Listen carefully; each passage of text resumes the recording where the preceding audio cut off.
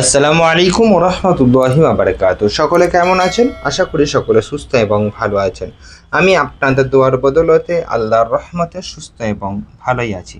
এখন আমরা কিন্তু নুন সাকিন অথবা তানবিনের যে কায়দাগুলি পড়ছিলাম তারই শেষ কায়দা, যেটাকে বললে বুঝে আসবে। এরপরে নুন সাকিন অথবা তানবিনের আর কোনো কিন্তু কায়দা আমাদের নেই। যতদূর পর্যন্ত পড়লাম এই পর্যন্তই শেষ।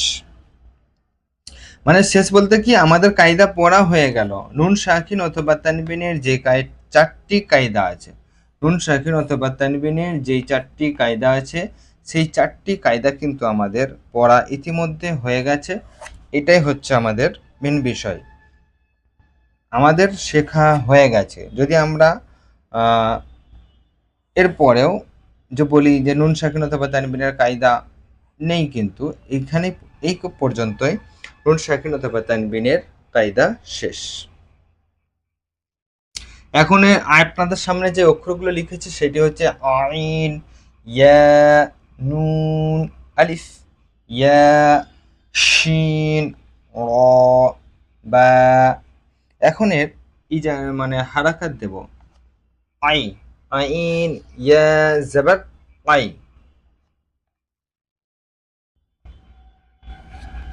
নুন, ইয়া, দো জবর নাই, আই নাই। এখানে কিন্তু গুন্না ইকফা করে এবং মিলিয়ে পড়তে হবে। আই নাই। ইয়া, শিন জবর ইয়াশ, আই নাই ইয়াশ। র জবর র, আই নাই ইয়াশ র। বা পেশ বু, আই নাই ইয়াসরাবু, আই নাই ইয়াসরাবু, আই নাই, আই নাই ইয়াসরাবু, আই নাই ইয়াসরাবু। এখন আমরা এর বানানের দিকে যাব। আইন, ইয়া জবর আই, নুন, ইয়া, দো জবর নাই, আই নাই। ইয়া, শিন জবর ইয়াশ, আই নাই ইয়াশ। র জবর র, আই নাই ইয়াশ র। বা ফেসবু, আই নাই ইয়াশরাবু, আই নাই ইয়াশরাবু। তো এখন এর ইজারার দিকে যাব।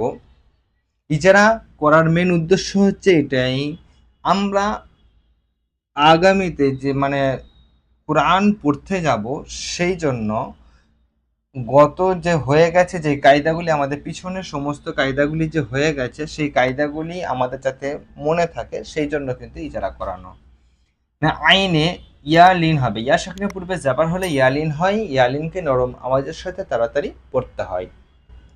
নুনে তানবিন আছে দো জাবার, আমরা কিন্তু পড়ে নিয়েছিলাম তানবিনের উদাহরণের মধ্যে হতে তানবিনের পর যদি ইয়া আসে তাহলে কিন্তু ইদগামে বিল গুন্না হবে। কারণ কি, নুন সাকিন অথবা তানবিনের পর হরফে ইউমিন, ইয়া, ওয়াও, মিম, নুন এর মধ্যে হতে যদি কোনো একটি অক্ষর আসে তাহলে এখানে এসে গেছে ইয়া।